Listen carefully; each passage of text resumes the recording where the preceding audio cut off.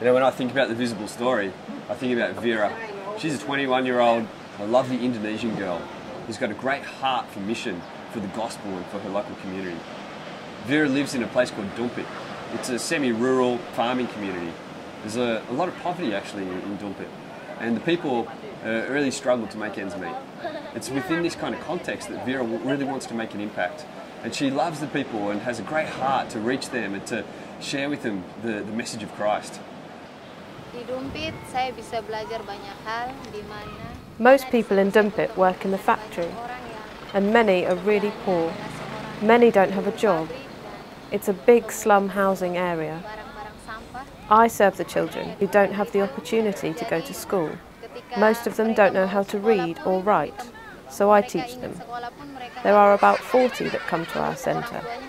Even if the parents do have a job, they don't have enough money to send their children to school, so they come to our centre because they don't have to pay. Although they are very poor, the children have the desire to learn and to study how to read and write. The situation really encourages me to love them, because many of them are really poor people.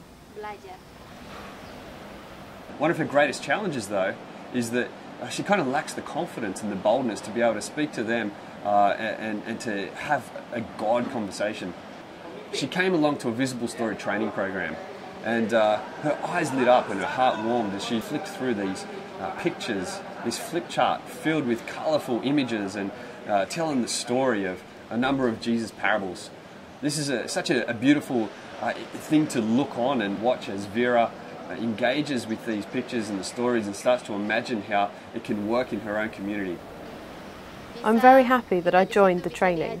I believe the Visible Story material is really useful for me and will really fit the situation in Dumpit.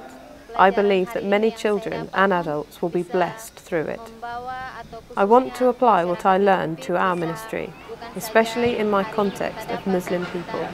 Through this training, I have the courage to do more to reach unreached people. We followed her a few days later as she went and started to share the Visible Story with her local neighbours and friends. It was such a beautiful moment when, you know, children would gather around her and she was to flick through and start telling the story.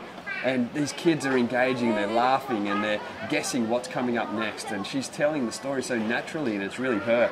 This is the first time she's really been able to engage the scriptures and bridge that gap. The Visible Story was created for her. It was created for these people who are in this context, illiterate, high Muslim population, and here she is working with a tool that's giving her confidence and clarity as she shares the gospel.